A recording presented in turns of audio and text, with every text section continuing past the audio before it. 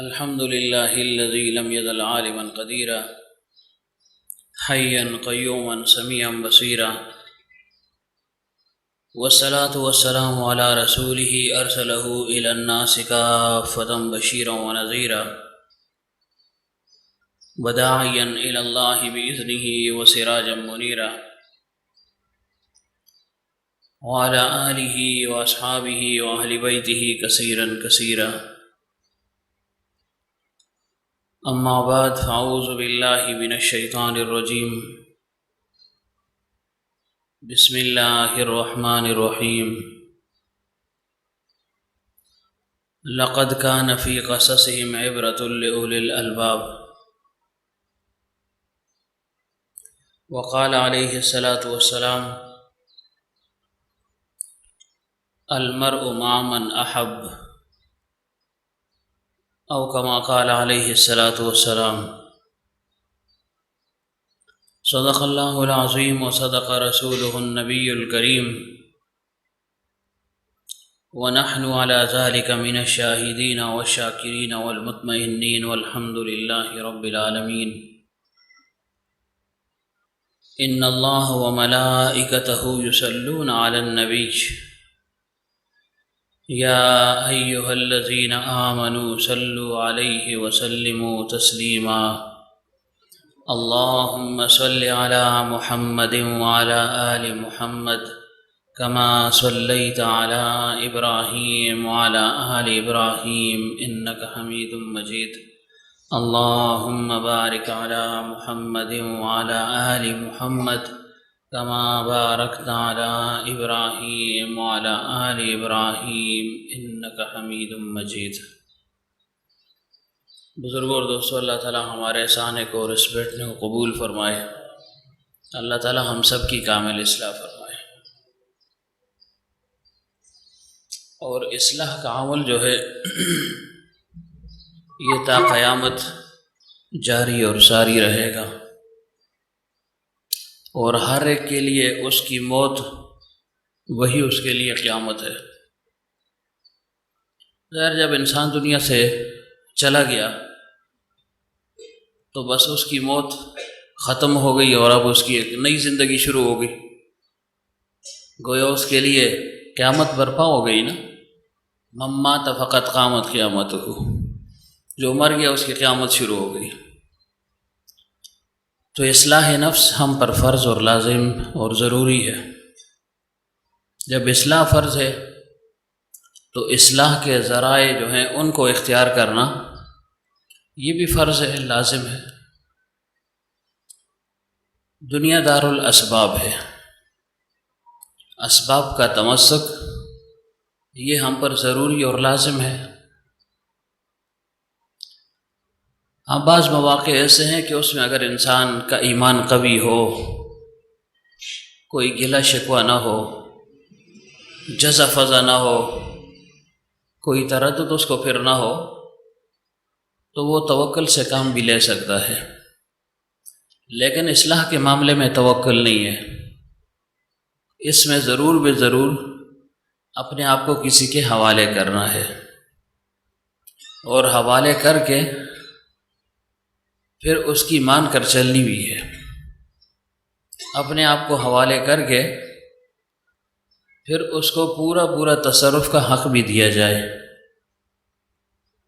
اس تصرف کو بروکار لانے کے بعد اور اس کو ماننے کے بعد ہی انسان کی اصلاح ہوگی. یہی چیز ہم سے اسلام طلب کر رہا ہے نا. سلامتی طلب ہو رہی ہے، اور یہ حکم ہے کہ تم اسلام میں پورے داخل ہو جاؤ، یا اسلام کو اپنے اندر پورا داخل کر دو. مفہوم اور مقصد ایک ہی ہوا، یعنی شریعت پر پورا عمل کرنا یہ لازم اور ضروری ہے. اور صرف شریعت ہی نہیں ہے بلکہ اس کے ساتھ طریقت بھی ہے اور حقیقت بھی ہے. یہ ساری چیزیں ایک دوسرے کے ساتھ ملی ہوئی ہیں، مربوط ہیں، ایک دوسرے سے الگ ہو نہیں سکتی۔ تینوں کا امتزاج، تینوں کا اکٹھا ہونا، اسی کو شریعت کہتے ہیں، اور یہ شریعت تامہ ہے، پھر یہ کامل اور اکمل شریعت ہے۔ حضرات انبیاء کرام نے ان سب چیزوں کو اکٹھا کیا، اور پھر صحابہ میں یہ ساری چیزیں بدرجہ اتم موجود تھیں، اور یہی چیز آگے چلی آ رہی ہے اور قیامت تک جاری اور ساری رہے گی۔ یہ اس شخص کے لیے کہ جو اصلاح کا خواہش مند ہو۔ اب جو اصلاح کا خواہش مند ہی نہ ہو تو وہ اس سے خارج ہے۔ کیوں؟ جو اصلاح کا خواہش مند ہوگا تو وہ نفسانی خواہشات کو چھوڑے گا، یعنی جو غلط خواہشات ہیں ان کو تو یکسر چھوڑے گا، اور جو جائز خواہشات ہیں شیخ کی ایما پر اور مشورے پر، نفس کی اصلاح کے لیے اس میں بھی کبھی کبھار کمی کرے گا، اور کبھی کبھار اس کو بالکل چھوڑ دے گا، تب جا کر اصلاح ہوگی، تب اس کو اطاعت شعاری کہا جائے گا۔ اطاعت تو ہم کرتے ہیں کہ ہاں جی میں اللہ تعالیٰ کا مطیع ہوں، فرما بردار ہوں، لیکن کہاں؟ نام کی حد تک تو ہے لیکن کام کی حد تک نہیں ہے، حقیقت نہیں ہے ایسے۔ تو اللہ تعالیٰ ہمیں حقیقی اطاعت نصیب فرمائے، اور اس کے لیے شیخ کا وجود ہے، شیخ کا دامن مضبوطی سے پکڑنا ہوتا ہے، عقیدت اور محبت کی مضبوطی کے ساتھ، تب کام چلتا ہے پھر، اور پھر اس تعلق میں تسلسل بھی ہو۔ تسلسل ہوگا تو اسی کو استقامت کہا جاتا ہے، کیوں؟ استقامت اصل چیز ہے نا۔ سلوک کی راہ حضرت فرمایا کرتے تھے یہ میٹھا راستہ ہے، لذیذ ہے، باریک بھی ہے، لیکن عام طور سے لوگ اس کی طرف آتے نہیں ہیں۔ اس کی وجہ یہ ہے کہ اس میں اپنے آپ کو مٹانا پڑتا ہے نا، اپنی حیثیت کو ختم کرنا پڑتا ہے۔ ظاہر ہے جب آپ کسی کے پاس جاتے ہیں تو مقصد یہی ہے کہ میں نے اپنے آپ کو فانی کر دیا، مٹا دیا، اپنی ذلت کا اعتراف کر لیا۔ وہ ذلت نہیں ہے، لیکن عام فہم لفظ اس کے لیے یہی استعمال ہوتا ہے کہ میرے پاس کچھ نہیں ہے، میرے اندر کچھ ہے ہی نہیں، درماندہ ہوں، تب بھی دوسرے کے سامنے وہ گھٹنے ٹیک رہا ہے۔ تو یہ اصلاح کا پہلا عمل ہے، ایک کوشش ہے، ابتدا ہے، اور پھر آگے یہ سمجھ لیں ایک لمبا راستہ ہے، اس پر انسان نے چلنا ہے۔ تو ظاہر چلے گا وہ جس کو راستہ معلوم ہو، اور معلوم نہ ہو تو جس کو معلوم ہے اس کے کہنے پر چلے گا، اور اس کے کہنے پر چلے گا تو یہ راستہ اگرچہ کھٹن بھی ہو اس کے لیے آسان بن جاتا ہے۔ کہ وہ انسان جب سفر کرتا ہے اور راستے کی واقفیت اس کو حاصل نہ ہو، ناواقف ہو، لیکن اگر کسی واقف کے ساتھ جا رہا ہو تو بیغم جاتا ہے، اسے پتہ ہے راستے کی فکر اس رہنما اور ہادی نے کرنی ہے، یہی راستہ بتلائے گا، کیسے چلنا ہے، تیز چلنا ہے، آہستہ چلنا ہے، اب پہاڑی ہے، اب ڈھیلوان ہے، اب تنگ راستہ ہے، کشادہ ہے، سنگلاخ ہے، کیا ہے؟ اس بات کی فکر عموماً انسان کو نہیں ہوتی۔ کیوں؟ ہادی اور رہنما جو موجود ہے۔ تو جب دنیا کا ایک سفر انسان بغیر رہنما اور ہادی کے طے نہیں کر سکتا، تو اللہ تعالیٰ کی معرفت کا، تعلق کا، محبت الہی کا اور جنت کا راستہ، اللہ کی خوشنودی کا راستہ انسان بغیر کسی راہبر اور رہنما کے کیسے طے کر سکتا ہے؟ یہ ناممکنات میں سے ہے۔ مشکل تو الگ چیز ہے، ممکن ہی نہیں ہے۔ ہاں کبھی کبھار اللہ تعالیٰ اپنی قدرت دکھا دے اور کسی کو براہ راست جذب کر دے تو وہ الگ بات ہے، اللہ یجتبی الیہ من یشاء، لیکن عام طور پر ویہدی الیہ من ینیب ہوتا ہے۔ انسان محنت کرتا ہے، ریاضت کرتا ہے، مجاہدہ کرتا ہے، تو اس کے بعد پھر اس کے مجاہدے پر پھل پھول لگ جاتے ہیں، ثمرات ظاہر ہوتے ہیں، پھر اللہ تعالیٰ کی معرفت کا راستہ اس کے لیے کھلتا جاتا ہے۔ اور یہی عام طور سے اصلاح کا طریقہ بھی ہے۔ عام طور سے اصلاح اسی طریقے سے ہوتی ہے، جس کو نسبت اصلاحیہ بھی کہا جاتا ہے۔ کبھی کبھار تو نسبت اتحادیہ بھی ہو، کسی کو حاصل ہو سکتی ہے، لیکن وہ شاذ و نادر ہے۔ عام طریقہ تربیت کا وہ نسبت اصلاحی ہے کہ مرید شیخ کے پاس جاتا ہے، اپنے عیوب بیان کرتا ہے، اپنی کیفیت کو بیان کرتا ہے، اور اس کے مطابق پھر شیخ اس کو نسخہ بتلاتا رہتا ہے۔ اور اگر سالک سچا ہو، مرید سچا ہو، طلب اس کے اندر ہو، شوق ہو، تو پھر وہ اس پر عمل کرتا ہے، اور عمل کرنے کے نتیجے میں اصلاح ہوتی رہتی ہے۔ لیکن یہ دنیا کا کوئی معاملہ، دنیا کا کوئی کام، کوئی مقصد تو ہے نہیں کہ جو ایک معتد بھی وقت گزر جانے کے بعد انسان کو حاصل ہو جائے، یا یہ کہ حاصل نہ ہو۔ دونوں باتیں اور دونوں احتمالات موجود ہوتے ہیں۔ لیکن سلوک کی راہ میں حضرت فرمایا کرتے تھے کہ یہ راستہ طویل ہے اور مرتے دم تک کا ہے۔ ہاں، اس میں ناکامی نہیں ہے، دین میں کسی لحاظ سے ناکامی نہیں ہے۔ جتنا حاصل ہو گیا بس وہ کامیاب ہو گیا۔ آگے اللہ نے زندگی دی، موقع دیا تو چلتا رہے گا، لیکن اگر وقت پورا ہو گیا، درمیان ہی میں چلا گیا، تو یہ بھی اس کے لیے کامیابی ہے نا، یہ بھی گویا کامیاب ہے۔ کیوں؟ ارادہ اس نے کر لیا نا۔ وَمَن يَخْرُجْ مِن بَيْتِهِ مُهَاجِرًا إِلَى اللَّهِ وَرَسُولِهِ ثُمَّ يُدْرِكْهُ الْمَوْتُ فَقَدْ وَقَعَ أَجْرُهُ عَلَى اللَّهِ۔ ایک شخص جو ہے نا ہجرت کر رہا ہے، تو ظاہر ہے جو سالک ہے وہ بھی تو ہجرت کر رہا ہے، گناہوں سے ہجرت کر رہا ہے، نفس کی بری خواہشات سے ہجرت کر رہا ہے، شیطان کے وار سے ہجرت کر رہا ہے۔ یہ بھی ہجرت ہے نا۔ ایک ہجرت وہ ہے اور ایک ہجرت یہ ہے، اور اصل ہجرت یہی ہے کہ انسان گناہوں کو چھوڑ دے۔ یہ اصل ہجرت ہے اور یہ مطلوب اور مقصود ہے۔ تو اب ایک شخص نے ارادہ کر لیا، سلوک کے اس سمندر میں وہ کود پڑا، مصمم ارادہ ہے کہ بھائی مجھے اللہ کی معرفت حاصل ہو جائے، رضامندی حاصل ہو جائے، اخلاق حمیدہ میرے اندر آ جائیں، اخلاق ذمیمہ میرے اندر سے نکل جائیں، ختم ہو جائیں۔ اس کے لیے وہ کوشش کر رہا ہے، لگا ہوا ہے۔ لیکن اگر درمیان میں بھی موت آ گئی تو پھر بھی یہ ناکام نہیں ہے۔ اللہ تعالیٰ چونکہ اس کی نسبت بڑی ہے، جن لوگوں کے ساتھ تعلق ہے، تو انہی کے ساتھ اللہ تعالیٰ قیامت کے دن اس کو اٹھائے گا۔ المرء مع من احب، جس کے ساتھ محبت ہوگی اسی کے ساتھ اٹھایا جائے گا، اسی کے ساتھ اس کا حشر بھی ہوگا۔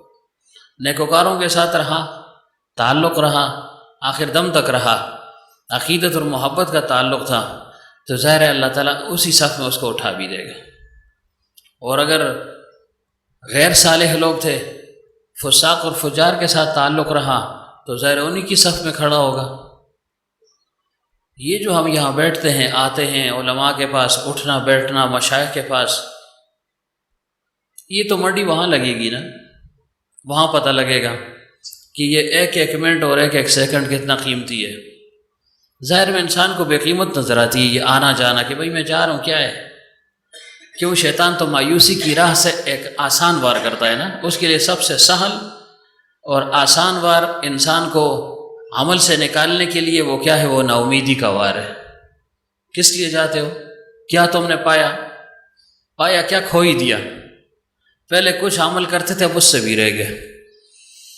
تو یہ مختلف طریقوں سے وہ انسان کے دل میں وساوس ڈالتا ہے، مایوس کر دیتا ہے۔ تو انسان کو مایوس نہیں ہونا، بس چلتے رہنا ہے۔ حضرت فرمایا کرتے تھے گرتے پڑتے بالآخر انسان منزل مقصود تک پہنچ جاتا ہے، ارادہ ہو مسمم، والذین جاہدوا فینا، تو پھر لنہدینہم سبلنا، پھر اللہ تعالیٰ راہیں کھول دیتا ہے۔ لیکن شرط کیا ہے کہ انسان کے اندر طلب بھی ہو نا، کوشش کرے، مجاہدہ کرے، کچھ ہاتھ پاؤں مارے ہی نہ اور کہے جی میں دریا پار ہو جاؤں، کیسے ہو سکتا ہے؟ اللہ کی قدرت سے بعید نہیں ہے، نہ اللہ کی قدرت سے باہر ہے، لیکن دنیا چونکہ دارالاسباب ہے تو انسان کچھ حرکت کرے گا، اس کے بعد پھر منزل مقصود تک پہنچے گا نا۔ تو ایسے ہی ہم اصلاح کے لیے آتے ہیں، اصلاح ہمارا مقصد ہے، تو اس راستے میں رکاوٹیں بھی پیدا ہوں گی۔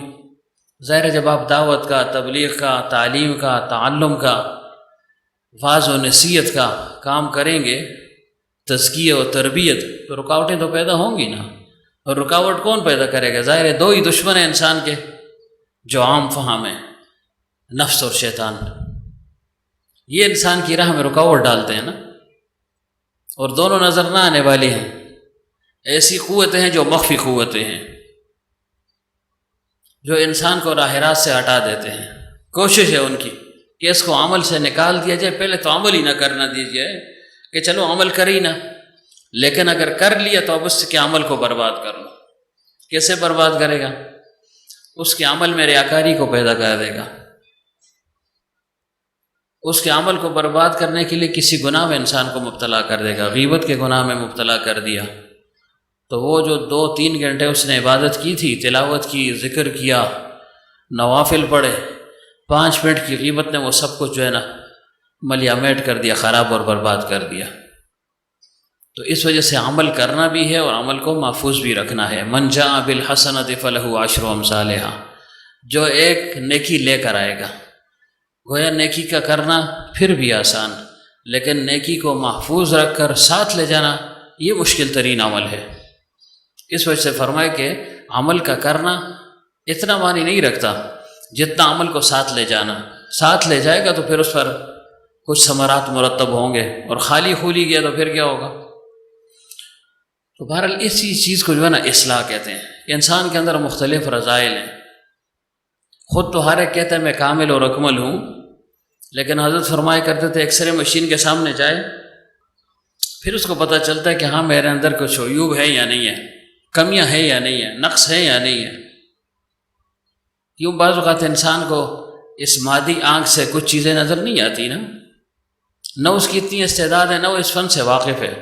تو جو اس فن سے واقف ہے ان کے سامنے جائے گا، اللہ تعالیٰ نے ان کو بصیرت عطا فرمائی ہے، فن عطا فرمایا ہے، تجربہ عطا فرمایا ہے، اس میدان سے ہو گزرے ہیں، تو وہ معلوم کر لیتے ہیں کہ اس انسان کے اندر کیا مرض ہے، کس بیماری میں یہ مبتلا ہے۔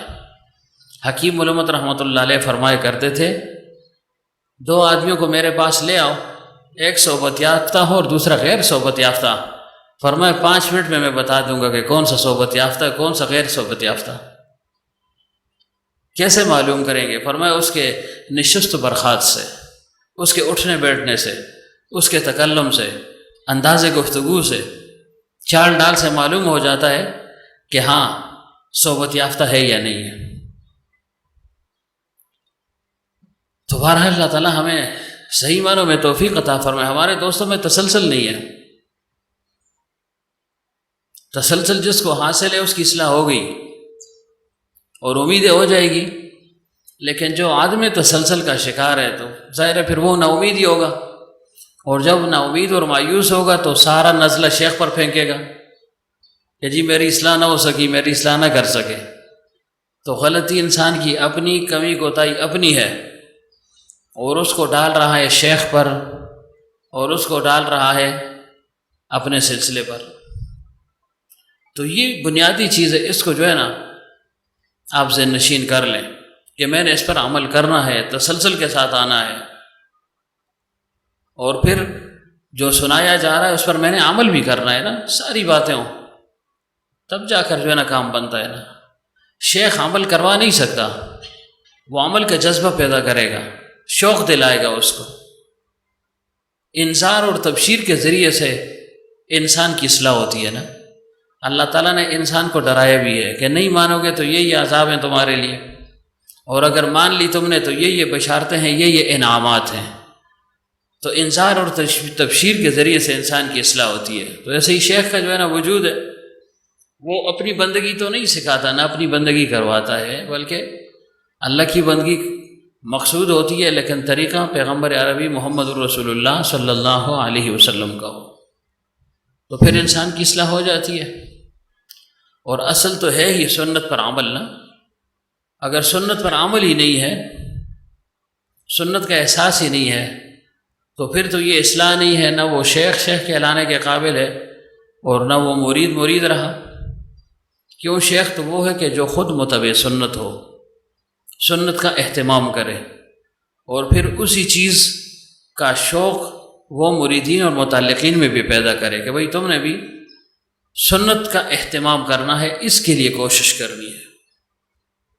ہمارے دادا پیر رحمۃ اللہ علیہ فرمایا کرتے تھے کہ مسنون دعاؤں کا اہتمام کرو اور سنت پر چلو، چلتے چلتے بزرگ بن جاؤ گے۔ ہم نے بزرگی کا معیار کچھ اور قرار دیا ہے، کچھ اور سوچا ہے، یا یہ اگر خانقاہیں ہیں، مراکز ہیں، تو اس کو ایسے سمجھے بس اس کو دم درود کی دکانیں سمجھ لی ہیں، یا یہ کہ تعویذات دیے جائیں گے، اسی کو ہم کہتے ہیں کہ پیری مریدی ہے۔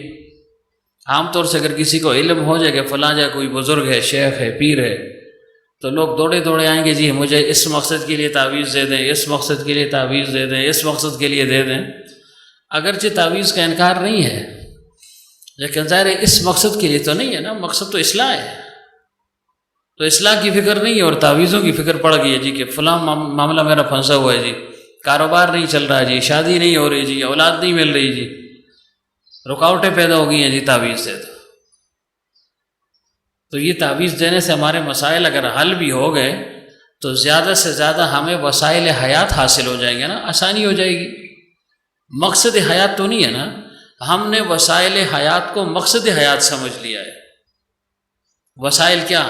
کہ آسائش ہو، سکون ہو، فراوانی ہو، فراخی ہو، خوشی ہو، خوشحالی ہو، یہ ہر چیز، یہ چیزیں انسان کی طلب ہیں، وہ چاہتا ہے ان چیزوں کو، لیکن اسی کے پیچھے اگر پڑ گیا تو گویا اس نے مقصد بنا دیا، حالانکہ مقصد یہ نہیں ہے۔ مقصد تو اللہ تعالیٰ کی اطاعت ہے، اللہ تعالیٰ کی معرفت ہے، اللہ تعالیٰ کی معرفت کا حصول ہے۔ اب جو چیز مقصد میں تھی وہ ہم نے چھوڑ دی، اور جو اس مقصد کے لیے معین ثابت ہو سکتی ہے، مثلا کسی کو اللہ نے مال دے دیا تو خوب یکسوئی کے ساتھ دن کا کام کر سکے گا نا۔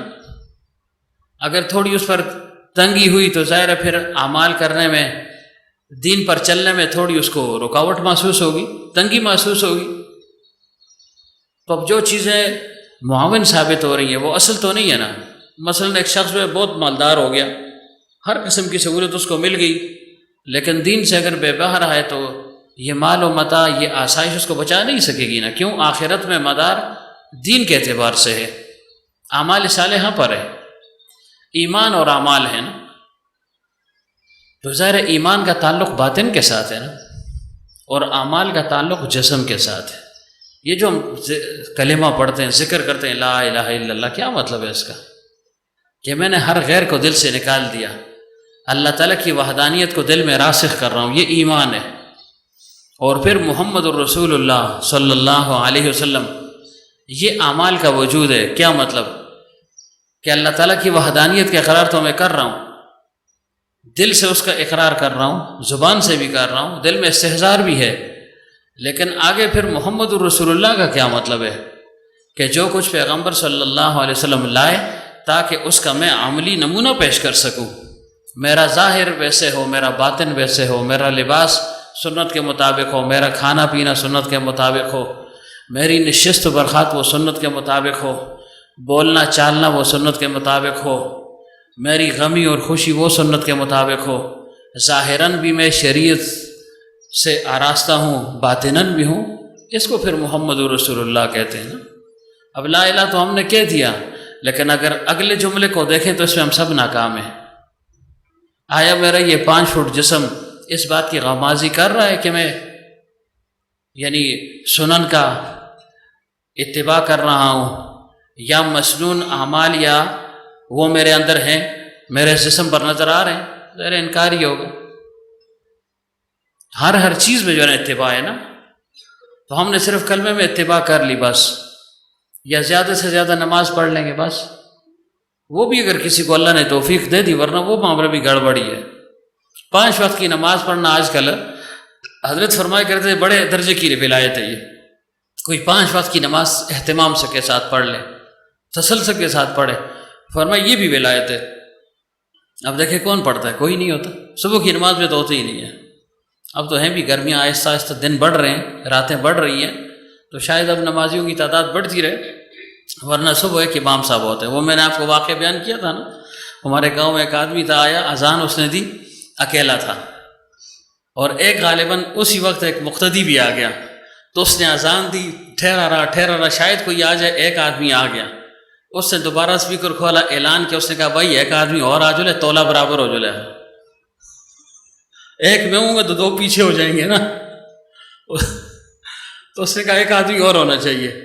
تو وہی حال ہے ہمارا نا۔ اصل میں یہ طریقت جو ہے نا، یہ انسان کو شوق دلاتی ہے نا۔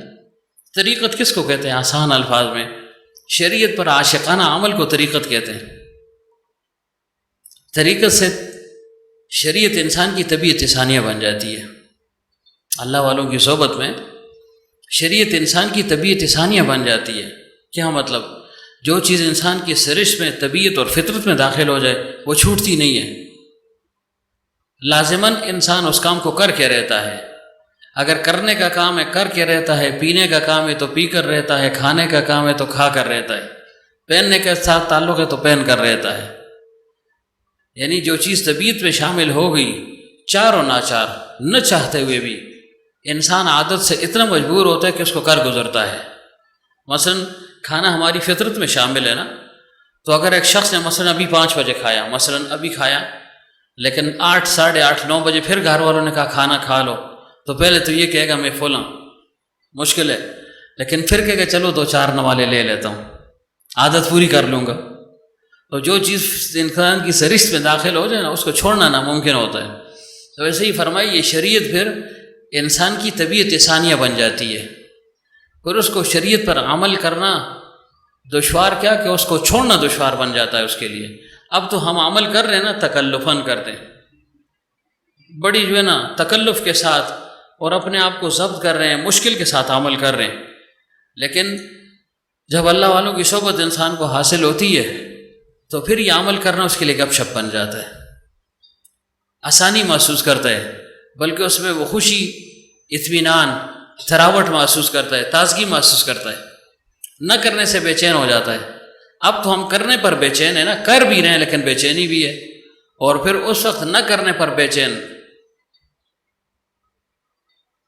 یعنی وہ ہر وقت اس فکر میں رہتا ہے کہ بھئی میں عمل کر لوں، کوئی عمل مجھ سے رہ نہ جائے۔ تو اس کو کہتے ہیں کہ شریعت اس کی جو ہے نا طبیعت ثانیہ بن جاتی ہے۔ ہم اس کو یوں بھی کہہ سکتے ہیں کہ شریعت تکلف اس سے اٹھ جاتا ہے، تکلیفات شریعہ اس سے اٹھ جاتی ہیں۔ اس سے آپ کو واقعہ سنا ہوا، آپ نے پہلے سنا ہوا بھی ہے، چلو پھر صحیح، ہم تو سنتے ہی ہیں نا، آگے پھر اس پر عمل تو نہیں ہے نا، سنتے سنتے سنو گے۔ رشید احمد گنگوئی رحمۃ اللہ علیہ کے متعلق آتا ہے، جب ان کی تازہ فراغت ہوئی، ابھی نوجوانی تھی،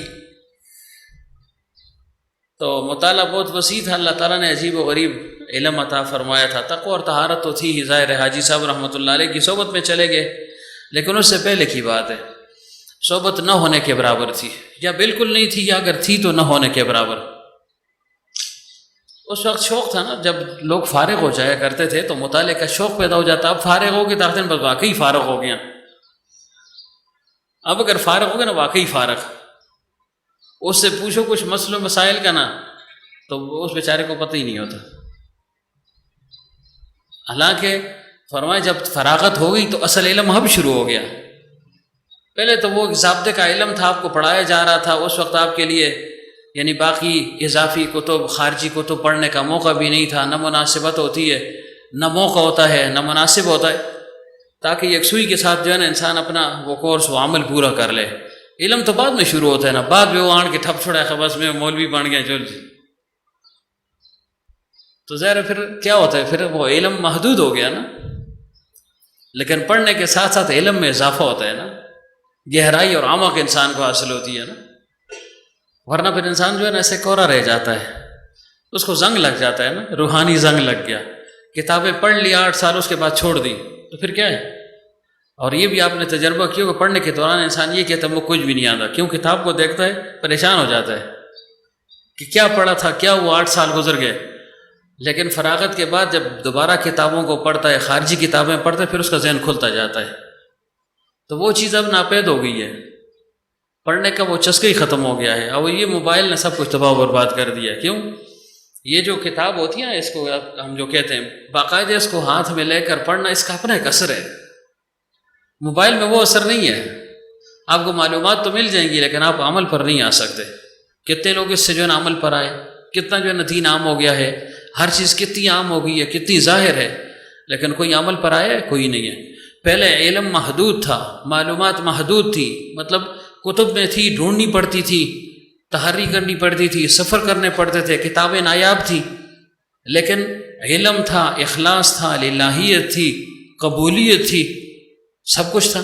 اب سب کچھ ہے لیکن عمل نہیں ہے. تو بہرحال عرض یہ کر رہا ہوں کہ یہ مطالعہ بھی ضروری ہے نا، انسان ساتھ ساتھ مطالعہ کرے، خصوصاً جو فارغ ہو گئے، ہر ایک کے لیے. ظاہر دین میں جو ہے نا اس کا کوئی کنارہ تو نہیں ہے نا، اس کی کوئی حدود تو نہیں ہے. بس انسان کو تزن رہے تو نئی نئی باتیں اس کے سامنے آ جاتی ہیں. عجیب و غریب علوم انسان پر جو ہے نا کھلتے ہیں، اگر اس کو ذوق ہو، ذائقہ ہو، چسکا ہو پڑھنے کا. مطالعہ یہ بھی تو ایک مرض ہے نا. انور شاہ کشمیری رحمۃ اللہ علیہ کے متعلق آتے جب انتہائی بیمار ہو گئے تو ڈاکٹروں نے ان پر پابندی لگا دی کہ آپ نے مطالعہ بھی نہیں کرنا، ملاقاتیں تو بند، مطالعہ بھی نہیں کرنا، آخری ایام میں خصوصیت کے ساتھ. تو ایک دفعہ غالباً حضرت بنوری رحمۃ اللہ علیہ یا کون سے بزرگ تھے، فرمایا کہ ہم دارالعلوم میں جو ہے نا رات کے اندھیرے میں، رات جو ہے نا کافی دیر گزر گئی، باہر نکلے تو دیکھا کہ انور شاہ کشمیری رحمۃ اللہ علیہ کے کمرے میں روشنی جو ہے نا وہ جل رہی ہے. تو ہم ڈر گئے کہ نہ معلوم شاید انتقال ہو گیا، طبیعت زیادہ خراب ہو گئی ہے، روشنی اس وقت جو ہے نا 12-1 بجے جل رہی ہے. تو فرمایا ہم دوڑے دوڑے آئے، دروازہ کھولا ہم نے تو دیکھا حضرت جو ہے نا اندر کتاب سامنے رکھی ہوئی، اس کا مطالعے میں مشغول ہے، رات کے 12-1-2 بجے. تو فرمایا جب ہم اندر چلے گئے، ہم نے کہا حضرت آپ کو تو منع کیا گیا تھا کہ آپ نے مطالعہ بھی نہیں کرنا، اور آپ تو مریض ہیں، بیمار بھی ہیں. فرمائی بھائی کیا کروں، یہ بھی تو ایک مرض ہے نا، یہ بھی تو ایک مرض ہے، اب اس کا کیا کروں میں. تو یہ ایک شغف ہے اللہ تعالیٰ جس کو عطا فرما دے. اور یہ اچھا چسکا ہے نا، یہ ڈرامے، ناول، افسانے اور باقی چیزیں سننے یا دیکھنے کا کیا فائدہ ہے؟ کوئی فائدہ نہیں ہے. اس سے علم بھی حاصل ہوگا، اللہ کی معرفت بھی حاصل ہوگی، ساری چیزیں حاصل ہو جاتی ہیں. لیکن وہ درد تو ہو نا، خواہش تو ہو. اب بچوں کو کتاب دے دیں، طلبا کو، ہاں بھائی کتاب پڑھ لو نا، ہاں موبائل کھول کر وہی چیز اس کو دکھائیں، ہاں ٹھیک ہے میں اس پہ پڑھنا لگے تھا. تو کیا ہو گیا؟ کچھ نہیں، بے برکتی ہے، بے برکتی ہے، بے برکتی، برکت نہیں ہے. آپ کسی خاص مقصد کے لیے اس کو استعمال کر سکتے ہیں، لیکن بات وہی ہے، وہ اسمہما اکبر من نفعہما. اب نفع سے جو ہے نا اس کا وہ نقصان بڑھ گیا ہے. تو بہرحال گنگوئی صاحب رحمۃ اللہ علیہ مطالعہ فرما رہے تھے، مختلف رسائل آیا کرتے تھے، ایک طرف سے رسالہ آیا، دوسری طرف تو وہ شوق بھی ختم ہو گیا نا. کسی کو کسی رسالے کا نام لے اس کو پتہ ہی نہیں ہوتا بیچارے کو کیا کہہ رہا ہے. تو ایک رسالہ جو ہے نا حضرت کے سامنے آیا. وہ رسالہ جو تھا وہ تھانہ بون سے نکلا کرتا تھا، اور اس وقت تھانہ بون میں 3 جو ہے نا بزرگ تھے، اقطاب ثلاثہ ان کو کہا جاتا تھا. ایک تھے شیخ محمد تھانوی رحمۃ اللہ علیہ، یعنی ظاہری اور باطنی دونوں علوم اللہ نے عطا فرمائے تھے، لیکن علوم ظاہری کا زیادہ غلبہ تھا ان پر. دوسرے حافظ ضامن شہید رحمۃ اللہ علیہ، اور تیسرے حاجی امداد اللہ مہاجر مکی رحمۃ اللہ علیہ. اور تینوں جو ہیں یہ آپس میں پیر بھائی تھے. میاں جی نور محمد رحمۃ اللہ علیہ کے خلفاء میں تھے. تینوں گویا ایک ہی احاطے کے اندر تھے. باہر سے جو لوگ آتے وہ تو اپنا اپنا جو ہے نا اس کا چسکا ہے، کسی کا جو ہے نا کس کے ساتھ دل لگا ہوئے، کسی کا کس کے ساتھ دل لگا ہوئے، اللہ تعالیٰ نے تقسیم فرما دی ہے. روحانی تقسیم کر دیے، جس کا جس کی طرف میلان ہو تو وہ جو ہے نا وہاں پہنچ جاتا ہے۔ تو اب 3 بزرگ بیٹھے ہوتے، کوئی ایک حجرے میں جاتا، کوئی دوسرے میں، کوئی تیسرے میں۔ تو گنگوئی صاحب رحمۃ اللہ علیہ رسالہ پڑھ رہے تھے، مطالعہ فرما رہے تھے، تو تھانہ بھون سے جو رسالہ نکل رہا تھا اس رسالے کو اٹھایا، اس میں ایک مضمون پڑھا۔ مضمون کیا پڑھا جی؟ مضمون پڑھتے پڑھتے اس میں ایک بات یہ لکھی ہوئی تھی، اس بزرگ نے گو کہ کسی اور بزرگ کا وہ قول نقل کیا تھا، لیکن چونکہ رسالہ ان کا تھا تو ظاہر گنگوئی رحمۃ اللہ علیہ کی پہنچ تو یہیں تک تھی۔ غالباً ابن عربی رحمۃ اللہ علیہ یا کسی پرانے بزرگ کا قول لکھا ہوا تھا۔ کیا قول لکھا ہوا تھا؟ کہ مجھ سے تکلیفات شرعیہ اٹھا دی گئی، یہ فقرہ لکھا ہوا تھا۔ ظاہراً مطلب اس کا کیا ہے کہ میں شریعت کا مکلف نہیں رہا۔ اب گنگوئی صاحب رحمۃ اللہ علیہ نے جب پڑھا تو غصے سے جو ہے نا بےتاب ہو گئے، استغفر اللہ، کہ یہ کون گمراہ نکل آیا بھائی؟ انبیاء جو ہے نا وہ شریعت کے پابند رہے، شرعی تکلیف ان سے نہیں اٹھائے گی، وہ بھی مکلف رہے شریعت کے، اور یہ اب اس زمانے کا پتہ نہیں کوئی بزرگ نما آ گیا کہ کہہ رہا ہے مجھ پر جو ہے نا تکلیفات شرعیہ مجھ سے اٹھا دی گئی ہیں۔ انا للہ و انا الیہ راجعون، استغفر اللہ، اللہ بچائے، جو ہے نا پتہ نہیں کون سا فتنہ برپا ہو گیا ہے۔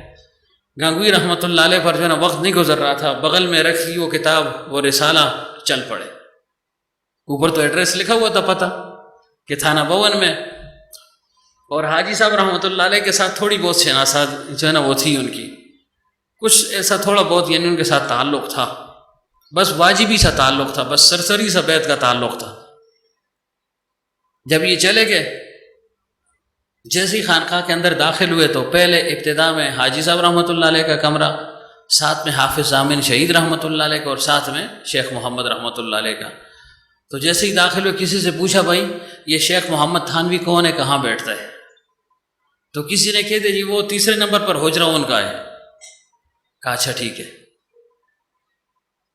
ارادہ کیا کہ پہلے ان کے پاس جاؤں، پھر سوچا کہ نہیں، حاجی صاحب رحمۃ اللہ علیہ پہلے ان کا حجرہ آ رہا ہے تو چلو شیخ بھی ہیں اور بزرگ بھی ہیں، ان سے مل لوں گا، اس کے بعد جو ہے نا آگے پھر چلا جاؤں گا۔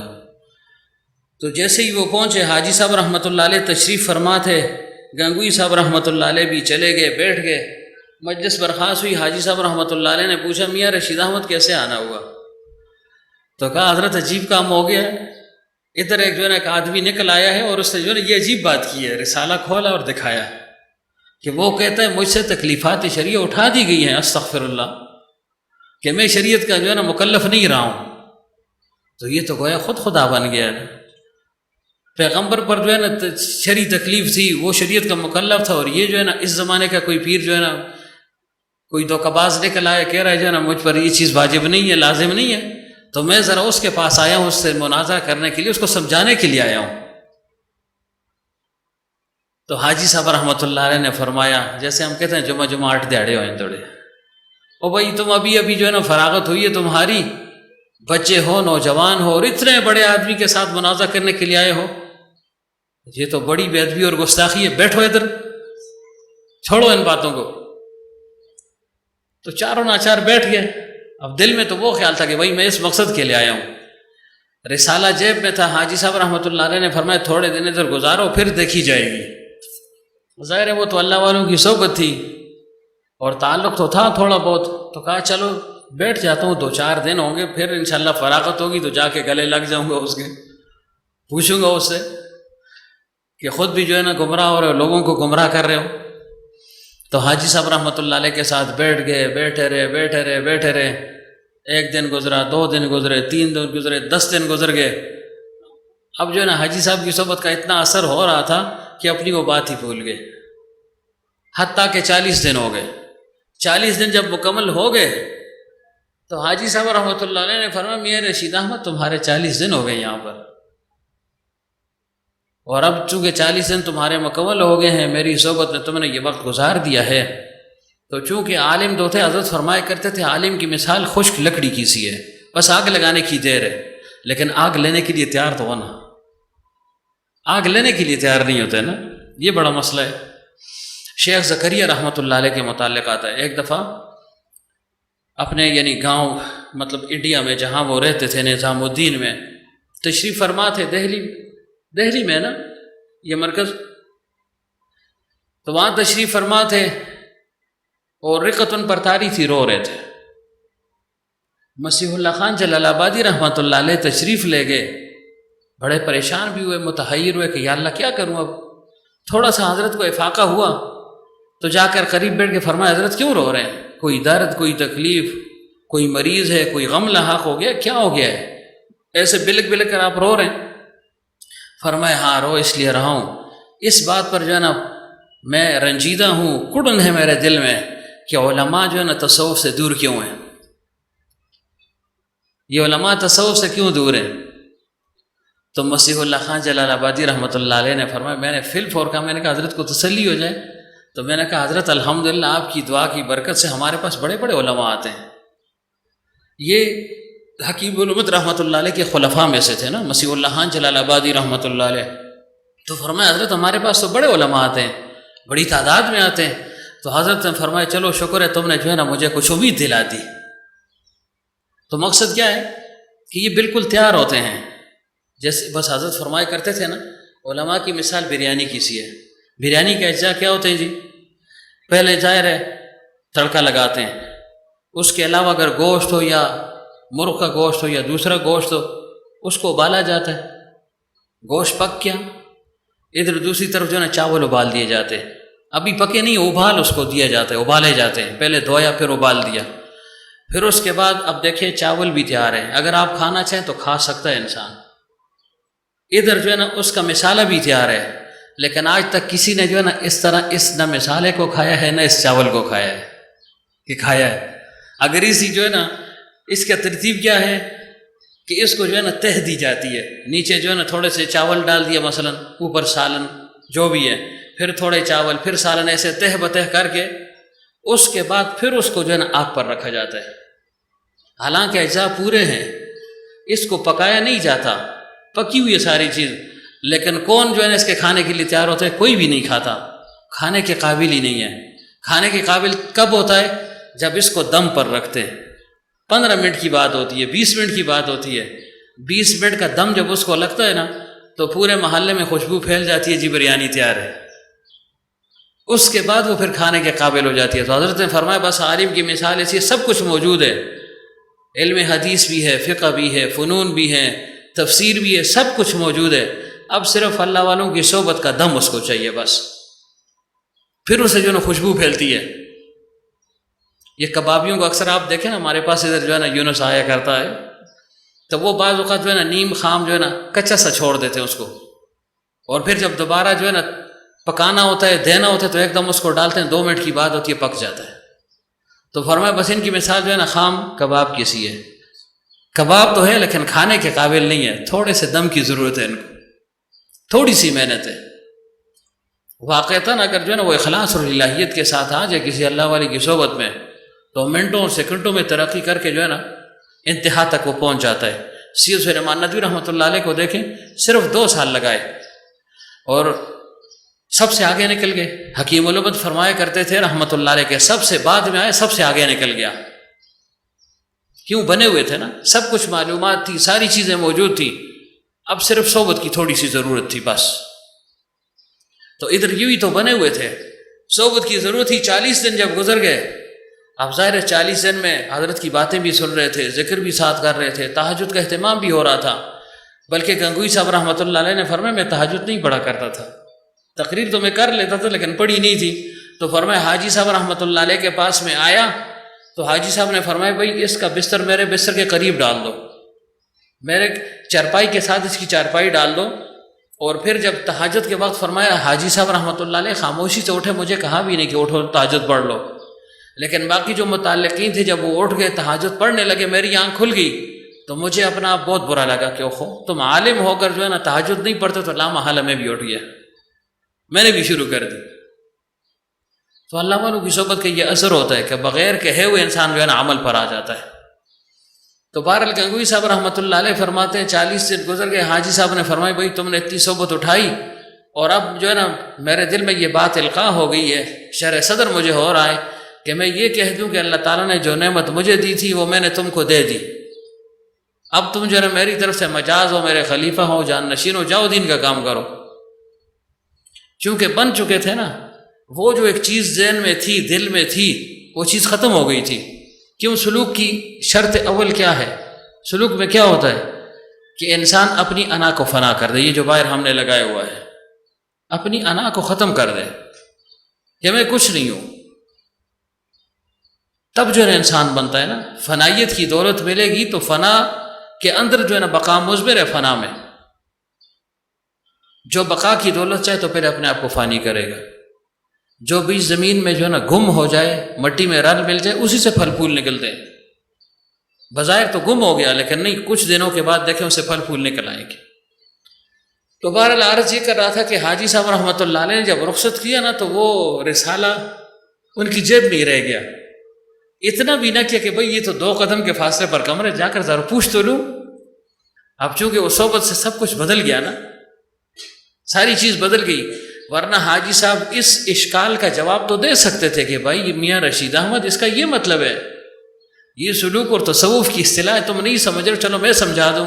لیکن حاجی صاحب نے کچھ نہیں کہا، فرمایا ایسے نہیں ہوگا، یہ جب صحبت میں رہے گا خود بخود یہ چیز اس پر کھل جائے گی۔ کیوں؟ صحبت کا علم ایسے ہے، یہ کتابی نہیں ہے، صحبت کا علم کتابی تو نہیں ہے نا، اور صحبت کا علم ایسا ہے کہ وہ ہر چیز کتاب میں ہے بھی نہیں، خود بخود انسان سیکھتا ہے، جذبہ پیدا ہوتا ہے، شیخ کے جو ہے نا وہ عادات و اطوار کو جذب کرتا رہتا ہے۔ اسی وجہ سے مشائخ نے سب سے زیادہ زور صحبت پر دیا ہے۔ یہ صحابہ کو مقام کیوں ملا؟ عمل کی وجہ سے نہیں ملا۔ صحابہ کو اگر مقام ملا ایمان اور صحبت کی وجہ سے۔ صحابہ کی صحابیت اگر ہم مانتے ہیں تو ایمان اور صحبت کی بنیاد پر، نہ کہ عمل کی بنیاد پر۔ یعنی عمل تو تھا ہی، میں ویسے کہہ رہا ہوں کہ فرض کرو عمل میں کمی کوتاہی بھی ہو سکتی ہے، کمی بیشی بھی ہو سکتی ہے، لیکن اس سے ان کی شرف صحابیت پر اثر نہیں پڑتا۔ اگر اعمال کو آپ جو ہے نا اگر سامنے رکھیں، پھر تو اعمال شاید ایسے لوگ بھی دنیا میں موجود ہیں شاید صحابہ سے عمل میں آگے نکل جائیں، آگے نکل چکے ہوں، لیکن ان کے مقام تک پھر بھی انسان نہیں پہنچ سکتا۔ کیوں؟ ان کو وہ صحبت حاصل تھی خاص اللہ کے حبیب صلی اللہ علیہ وسلم کی۔ تو بہرحال چونکہ وہ صحبت کا اثر تھا تو گنگوئی رحمۃ اللہ علیہ سرے سے یہ بات بھول گئے کہ بھئی میں کس مقصد کے لیے آیا تھا۔ گھر چلے گئے، اب ظاہر حضرت نے اتنی بڑی ذمہ داری ان پر ڈال دی، سمجھ گئے کہ یہ کیا ہو گیا، میں کس مقصد کے لیے گیا اور ہو کیا گیا میرے ساتھ۔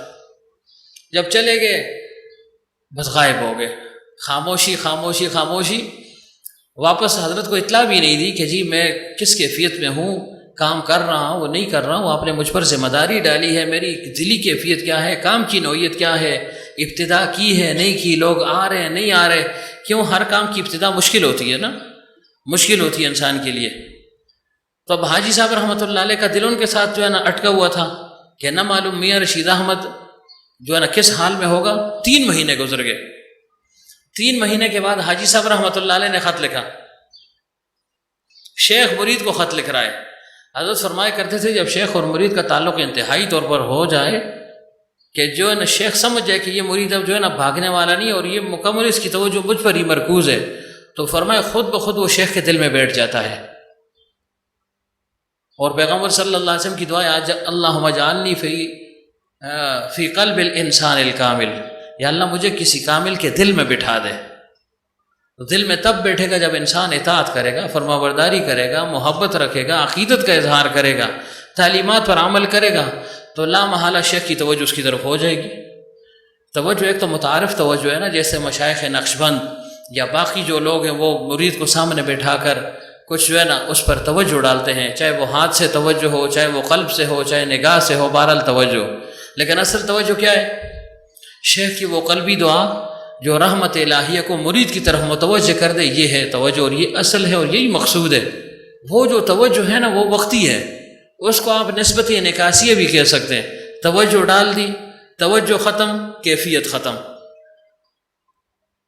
توجہ ہے تو ٹھیک ہے، جذبات ہیں، شوق ہے، ولولہ ہے، اور جب جو ہے نا شیخ کی توجہ ہٹ گئی تو وہی پرانا حال ہے، پھر اس کو نسبت انعکاسی کہتے ہیں۔ تو بہرحال حضرت نے فرمایا بھئی 3 مہینے ہو گئے اس کا خط نہیں آیا، تو حضرت نے خود خط لکھا۔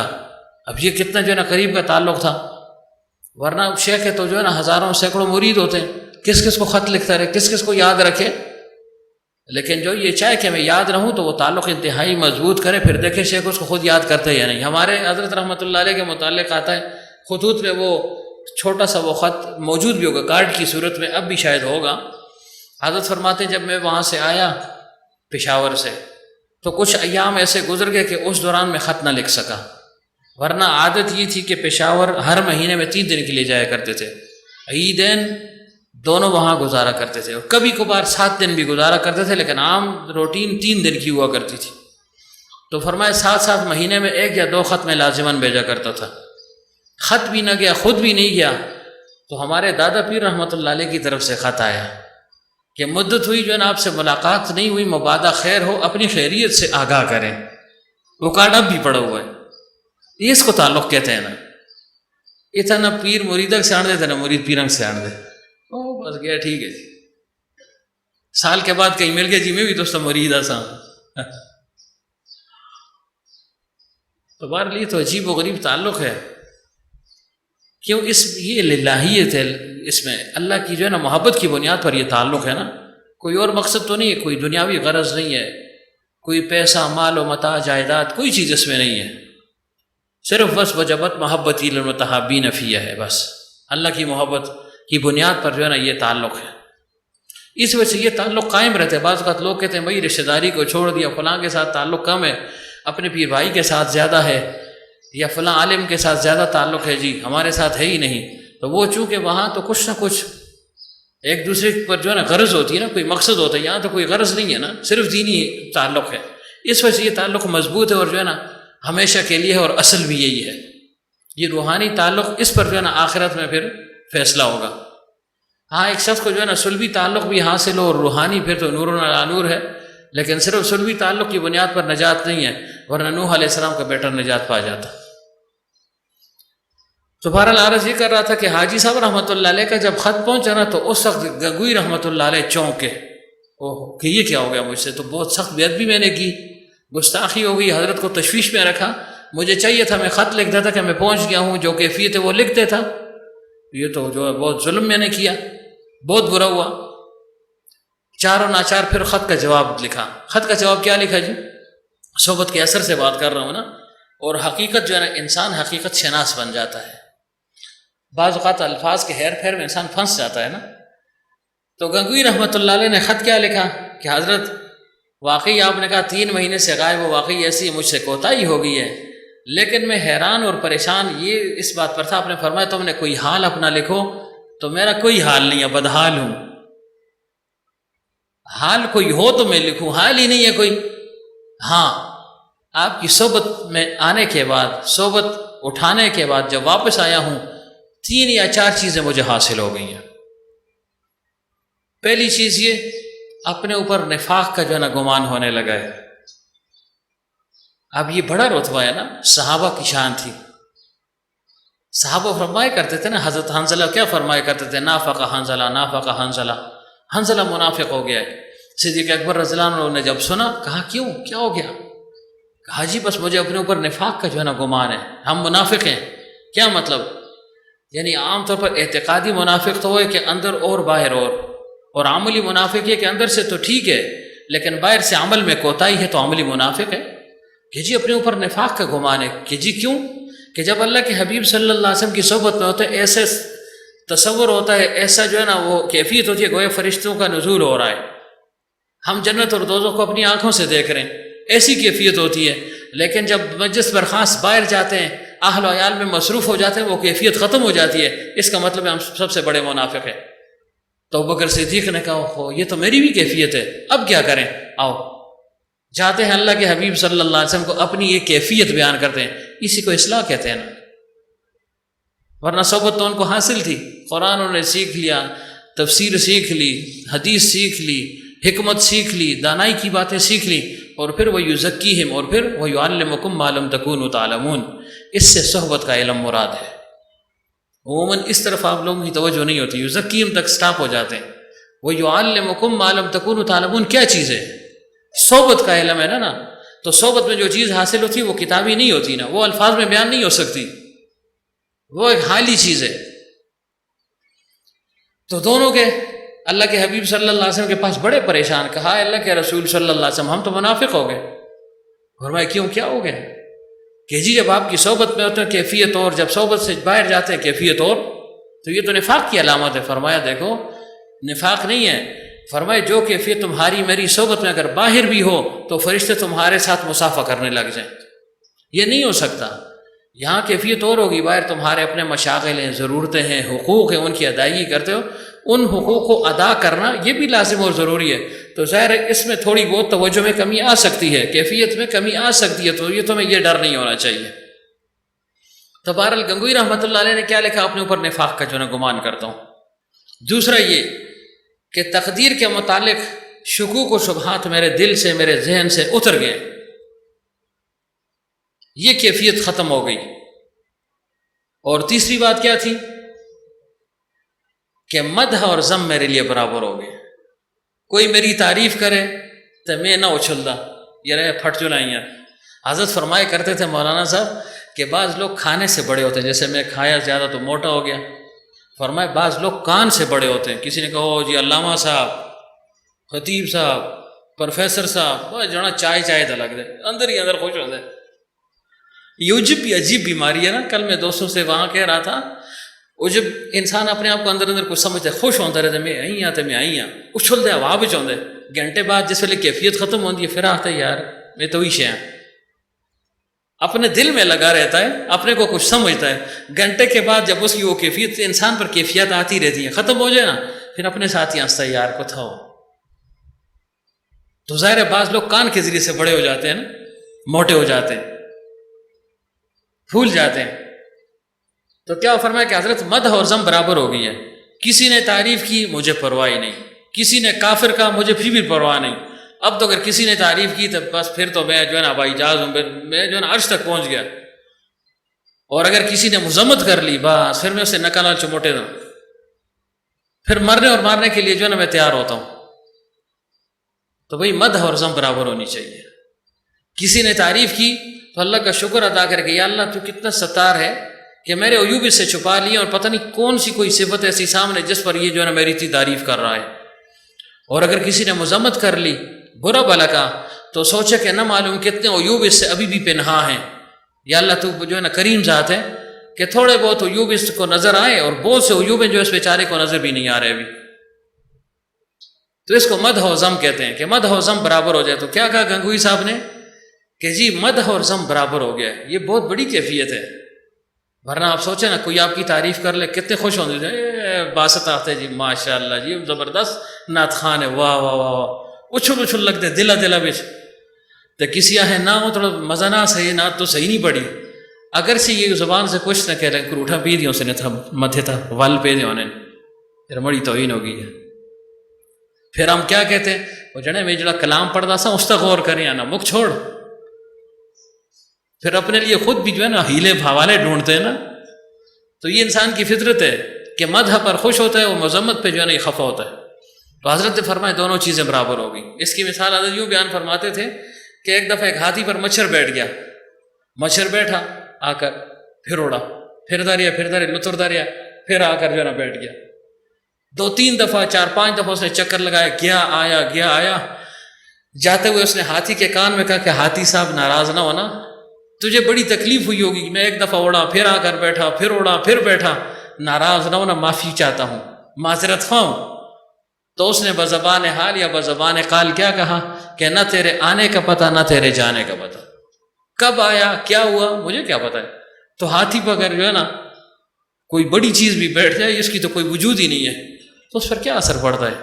حضرت نے فرمایا ایسی انسان کی کیفیت ہو جائے، کسی نے تعریف کی پھر بھی نہ اچھلے، کسی نے مذمت کی پھر بھی نہ اچھلے۔ کیوں؟ جب اچھلے گا نا اس سے مزید جو ہے نا، حضرت فرمایا کرتے تھے اگر کوئی تعریف کر لے خاموشی اختیار کر لو۔ کیوں؟ کسی نے کہا مجھ بڑے آدمی ہوں جی ہو نہ جی بس جی تسی دعا ہونی چاہیے بس ایسی تو کچھ بھی نہ جی۔ فرمایا یہ بھی نہ کہو، کیوں؟ آپ کہیں گے میں کچھ نہیں ہوں تواضع کر رہے ہیں، وہ اگو اور گرم ہو سی، نہ جی نہ تسی آؤ۔ یہ امراض ہیں دل میں نا۔ حضرت فرمایا کرتے بعض اوقات تواضع کے اندر تکبر ہوتا ہے، تو جب آپ خاموش ہو گئے تو اگر خود بخود خاموش ہو جاؤ، جانے تو کوئی اثر نہیں کر دی، گالو چھوڑ دو غلط۔ سمجھ گئے کہ نہیں جی؟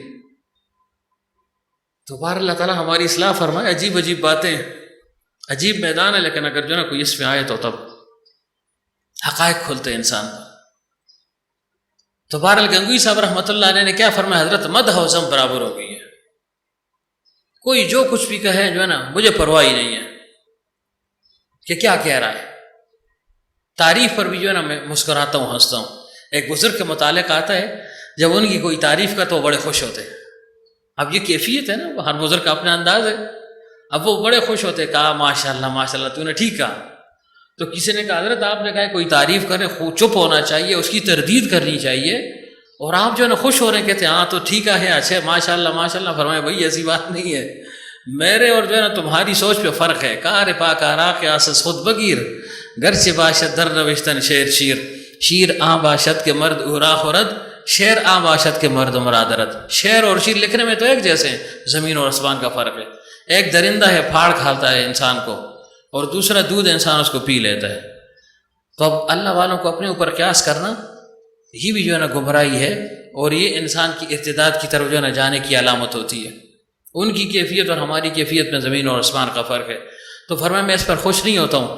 یہ جو میں خوش ہوتا ہوں، میں ثناء حقیقی کی تعریف سمجھ کر خوش ہوتا ہوں کہ دیکھو اللہ تعالیٰ نے نہ معلوم کیا صفت میرے اندر رکھتی، یہ بھی میری تعریف کر رہا ہے. تو گویا یہ تعریف اللہ کی تعریف ہے. جیسے حضرت فرمایا کرتے تھے مثلا یہ چوکی، اس کو کیا کہتے ہیں؟ ڈائی سے کیا بولتے ہیں اس کو؟ اردو کا نام یہ سنگ نہیں آتا اس ہوں، یہ حال ہو گیا. کیا ہے وہ؟ تو انگریزی کا لفظ ہے نا. چلو کچھ ہوگا بہرحال. چلو جو ہے نا میز لے لیتے، یا یہ جو ہے نا تپائی لے گئے جو نیچے پڑی ہوئی، حضرت اس کی مثال دیا کرتے تھے. تو فرمایا اس کو کوئی دیکھ کر کے بہت خوبصورت ہے، تو یہ اصل میں تعریف بنانے والے کی ہے نا، کہ جس نے بنائی ہے وہ کمال کر دیا اس نے. ظاہر میں تعریف اس کی ہے لیکن حقیقت پہ اس کی ہے. تو بزرگ کا مطلب یہ تھا یہ تعریف میری نہیں ہو رہی، جس نے مجھ کے اندر میرے اندر یہ صفات ڈالی ہے، گویا اللہ تعالیٰ یہ اس کی صفت کر رہا ہے. تو میں کہتا ہوں ماشاء اللہ تم نے بہت اچھا کہا. لیکن یہ ان کی کیفیت ہے، ہمیں خاموشی بہتر ہے ہمارے لیے. نہ یہ کہہ کہ بس کچھ نہیں، بالکل خاموش رہو، کچھ بھی نہیں کہنا. تو یہ بات کیا فرمایا جی؟ مدح اور ذم برابر ہو گئی ہے. اور آخری بات جو کی وہ کیا فرمایا؟ حضرت تکلیفات شرعیہ اٹھا دی گئی.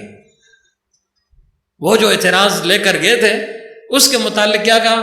حضرت تکلیفات شرعیہ اٹھا دی گئی. بس سلام، خط بھیج دیا. حاجی صاحب رحمۃ اللہ علیہ کے پاس وہ خط پہنچا، اس کو پڑھا، بڑے متحیر ہوئے، حیران ہوئے. ان کی دلجوئی کے لیے کہا، مریدین کے جو ہے نا تشویق اور ترغیب کے لیے کہا، حقیقت میں کہا، جیسا بھی حال تھا. کیوں؟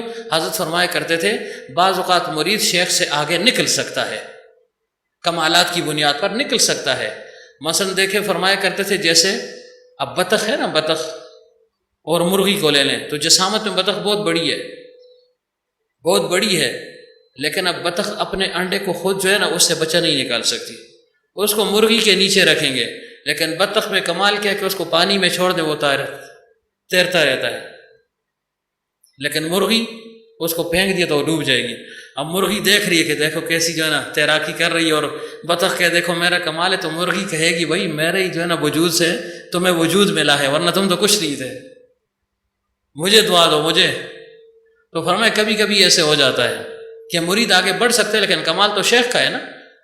حضرت عمر رضی اللہ عنہ کا جو مقام جو ان کو ملا باقی صحابہ کو نہ ملا نا. فرمایا ہر امت کا محدث ہوتا ہے، اور میری امت کا محدث وہ حضرت عمر ہے رضی اللہ عنہ. ان کو الہام ہوا کرتا تھا، اور ان کے الہام کے مطابق کم از کم 20 آیات اللہ تعالیٰ نے نازل فرما دی.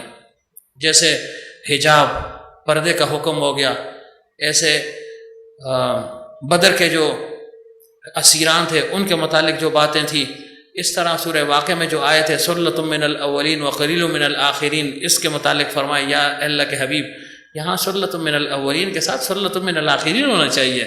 تو جبریل امین نے جو ہے نا آیت نازل فرما دی. تو لیکن یہ کمال کہاں سے ملا؟ اللہ کے حبیب صلی اللہ علیہ وسلم کی صحبت سے ملا، ورنہ عمر تو پہلے بھی عمر ہی تھے نا. تو بہرحال کیا فرمایا کہ حضرت تکلیفات شرعیہ اٹھا دی گئی. خط پڑھا، حاجی صاحب رحمۃ اللہ علیہ نے چاروں باتیں پڑھی، خط کو چوما، آنکھوں پر لگایا، سر پر رکھا. فرمایا بھائی یہ کمال تو ہمیں بھی حاصل نہیں ہے، یہ جو کیفیت تم نے بیان کی تو ہمیں بھی حاصل نہیں ہے. ماشاء اللہ ماشاء اللہ، کیا کمال ہو گیا. اب یہ کیا چیز تھی؟ یہ حاجی صاحب رحمۃ اللہ علیہ کی دعائیں ہیں جو قبول ہو چکی ہیں۔ حاجی صاحب رحمۃ اللہ علیہ نے فرمایا جو ہمارے سلسلے میں داخل ہوگا اس کو یعنی تقدیر پر کوئی شبہ نہیں ہوگا۔ دوسری بات فرمایا جو میرے سلسلے میں داخل ہوگا اللہ تعالیٰ اس پر رزق کی تنگی نہیں فرمائے گا۔ نمبر 3 فرمائے جو ہمارے سلسلے میں داخل ہوگا اس کو اللہ تعالیٰ علم لدنی عطا فرمائے گا، وہ بھی علم عطا فرمائے گا۔ نمبر 4 فرمائے جو اس سلسلے میں داخل ہوگا اللہ تعالیٰ اس کو حسن خاتمہ نصیب فرمائے گا۔ یہ کیوں فرمایا کہ جب حاجی صاحب رحمۃ اللہ علیہ مکہ مکرمہ تشریف لے گئے اور ظاہر اجنبیت تھی، پاس کچھ تھا نہیں، جمع پونجی ختم ہو گئی، متمول ایک دوست سے قرض لینے کی کوشش کی، اس نے انکار کر دیا۔ حضرت نے فرمایا بھائی کسی سے میں نہیں لوں گا چاہے میں فاقوں سے مر ہی جاؤں۔ فاقوں پر فاقے ہوتے رہے، یہاں تک حاجی صاحب فرماتے کہ میں اٹھ نہیں سکتا تھا، حرم شریف جانے کی سکت بھی مجھ میں نہ رہی۔ تو میں نے کہا یا اللہ اب کیا کروں؟ اس وقت مجھے الہام ہوا، میرے دل میں خیال آیا کہ اللہ کے حبیب صلی اللہ علیہ وسلم پر بھی ایسے فاقے ہوا کرتے تھے، تو ایک سنت شاید مجھ سے رہ گئی ہے، استراری سنت کہہ سکتے ہیں آپ۔ فرمایا میں نے اس سنت پر عمل کیا کہ اللہ کے حبیب پیٹ پر پتھر باندھ لیا کرتے تھے تاکہ اس سے بھوک کی شدت کم ہو جائے۔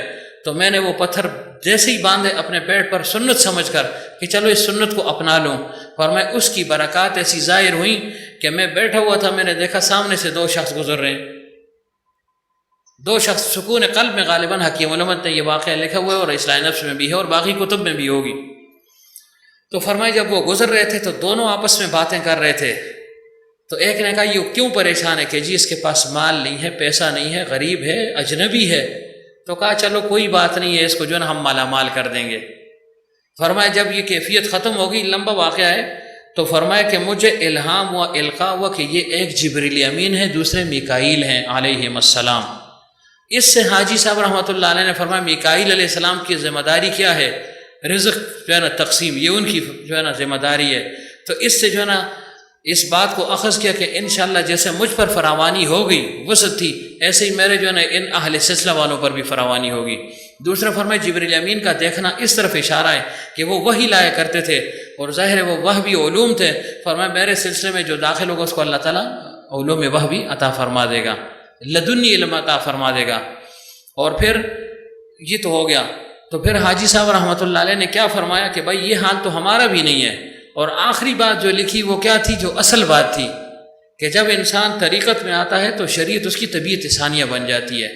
تو وہی بات کیا لکھی تھی کہ حضرت مجھ سے تکلیفات شریعہ اٹھا دی گئیں۔ کیا مطلب؟ کہ پہلے میں شریعت پر عمل کرتا تھا، بزور کرتا تھا، بجبر کرتا تھا، اکراہ کے ساتھ کرتا تھا، تکلفاً کرتا تھا۔ اب جو ہے نا وہ میری طبیعت کا جز بن گئی، اب میرے لیے جو ہے نا گویا شریعت پر عمل کرنا گویا آسان بن گیا، میرے لیے لذیذ تر بن گیا ہے، گویا مشکل نہ رہی۔ بس وہ شرعی تکلیف جو تھی، وہ کلفت، وہ مجھ سے اٹھا دی گئی۔ تو اس چیز کو جو ہے نا گنگوئی صاحب رحمۃ اللہ علیہ بالکل آخر میں جا کر سمجھے۔ یہ کیسے سمجھے؟ ظاہر ہے صحبت سے سمجھ گیا نا۔ اب یہ چیز باتوں میں سمجھانے کی نہیں تھی، ورنہ حاجی صاحب فرما دیتے بھائی ایسے ایسے ایسے ایسے نہیں ہے۔ اس وجہ سے کہا جاتا ہے وہی صحبت اپنے اوپر لازم کر لو، پھر دیکھو تمہیں جو ہے نا کیا کچھ نصیب ہوتا ہے۔ اسی وجہ سے صحبت والا جب بولتا ہے نا تو غیر صحبت یافتہ حیران ہو جاتا ہے کہ بھائی کہاں سے بول رہا ہے، کہاں سے سیکھا، یہ کہاں پڑھا ہے اس نے، یہ باتیں تو ہمارے سامنے نہیں تھی۔ ظاہر وہ صحبت کا علم ہے، وہ بھی علم ہے، تو وہ ہر ایک کو تو حاصل نہیں ہو سکتا نا۔ تو اللہ تعالیٰ ہم سب کی کامل اصلاح فرمائے، اللہ تعالیٰ ہمیں بھی اپنے اکابر کے نقش قدم پر اور ان کے منہج پر جو ہے نا چلنے کی توفیق عطا فرمائے۔ ہم نے اکابر کے نام کو تو لے لیا، ان کا منہج اور طریقہ چھوڑ دیا ہے۔ تو وہ منہج اور طریقہ وہ اصل ہے کہ جیسے انہوں نے زندگی گزاری، جو طور طریقہ، جو طرز، جو عقیدہ ان کا تھا، وہی ہمارا بھی ہو، تب جا کر جو ہے نا پھر ہمیں کمال ملے گا اور پھر ہماری اصلاح بھی ہوگی۔ تو اللہ تعالیٰ ہم سب کی کامل اصلاح فرمائے۔ تو بات میں نے کیا تھی کہ ادخلوا فی السلم کافہ، یہ کہہ رہا تھا نا کہ اسلام میں پورے داخل ہو جاؤ، تو پورے کیسے داخل ہوں گے؟ ہم جو ہے نا آدھے داخل ہیں۔ بات وہی ہے، حکیم علمت رحمۃ اللہ علیہ نے فرمایا ایک شخص نماز پڑھ رہا تھا، اس سے ہاتھ باہر کیا ہوا تھا، یہ ٹانگ ایسے باہر کی ہوئی تھی۔ نماز ختم ہو گئی، کسی نے بعد میں پوچھ لیا بھائی یہ جو ہے نا نماز کے اندر یہ کیا نخرہ کیا ہوا تھا، ہاتھ باہر نکالا ہوا تھا، ادھر سے پاؤں نکالا ہوا تھا۔ تو اس نے کہا جو ہے نا تھوڑی سی گندگی اور غلاظت یا پاخانہ لگ گیا تھا اس ہاتھ پر یا پاؤں پر، تو میں نے اس کو نماز سے خارج کر دیا تھا۔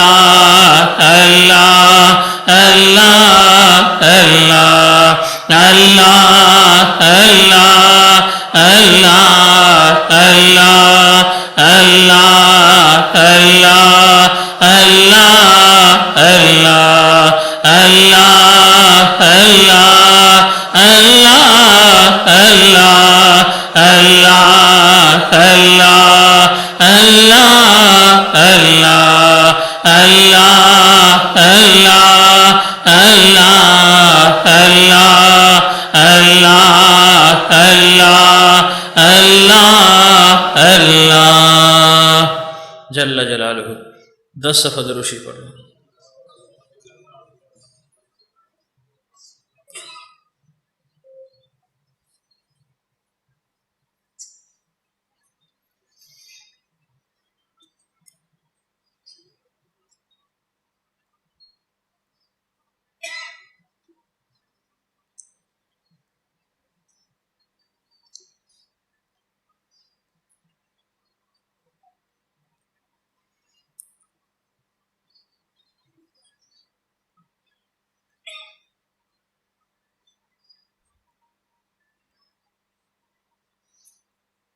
پانچ دفعہ استغفار پڑھ لیں.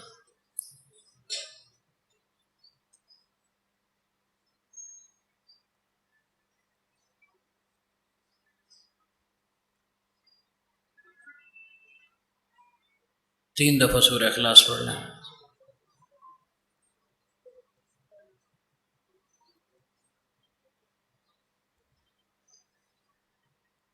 دعا فرمائیں. اللهم صل على سيدنا ومولانا محمد النبي الأمي وعلى آله وسلم تسليما. الحمد لله رب العالمين والعاقبة للمتقين والصلاة والسلام على رسوله محمد وآله وصحبه أجمعين.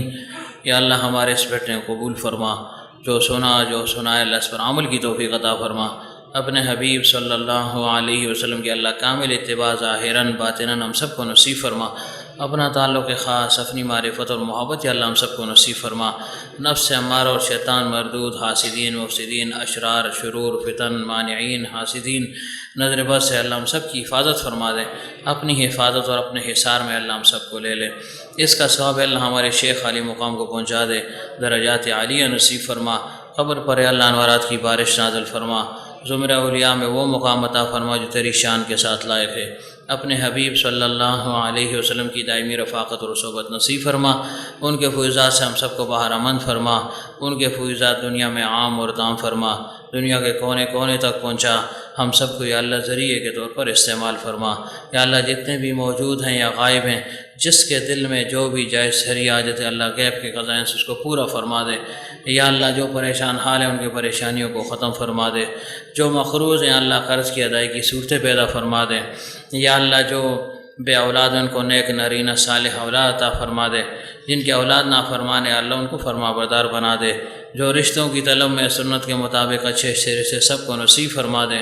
یا اللہ جو بے روزگار ہے رزق حلال کے دروازے سب پر کھول دے، رزق حلال ہم سب کا وسیع فرما دے، وسعت اور فراخی نصیب فرما، فقر اور تنگ دستی سے ہم سب کو محفوظ فرما دے۔ جتنے بھی بیمار ہیں اس محفل میں، گھروں میں، اسپتالوں میں، جہاں کہیں بھی ہیں، سب کو صحت کاملہ عاجلہ دائمہ مستمرہ نصیب فرما۔ اس بیماری کی رحمت کو یا اللہ صحت کی رحمت میں بدل دے، جلد از جلد سب کو کامل اطمینان قلب اور سکون نصیب فرما۔ جتنے بھی ہمارے عزیز اقارب رشتہ دار دوست احباب پیر بھائی مسلمان دنیا سے جا چکے ہیں سب کو بخش دے، سب کی قبروں کو منور فرما، آنے والی مناظر سب کے لیے آسان فرما۔ برزخی جتنی بھی خوشیاں بندے مومن کے لیے تو نے رکھی ہیں اللہ بتمام ہوں ان کو نصیب فرما۔ ہمیں بھی یا اللہ ایک سخت سفر کی تیاری کی توفیق عطا فرما۔ یا اللہ ان دونوں خانقاہوں کو نفع سور تک سرسبز اور شاداب رکھ، جتنے پودے اس میں لگ چکے ہیں اللہ سب سے باراور درخت بنا دے، حضرت کا کامل فیض سب کو منتقل فرما، کسی کو بھی اللہ محروم نہ فرما۔ یا اللہ جب تک ہم زندہ ہیں دین متین پر ہم کو قائم اور دائم رکھ، اور جب دنیا سے جانے کا وقت تو لا الہ الا اللہ محمد الرسول اللہ صلی اللہ علیہ وآلہ وسلم یہ پاک کلمہ ہماری زبانوں پر جاری فرما۔ سبحان ربک رب العزت عما یصفون وسلام علی المرسلین والحمد للہ رب العالمین برحمتک۔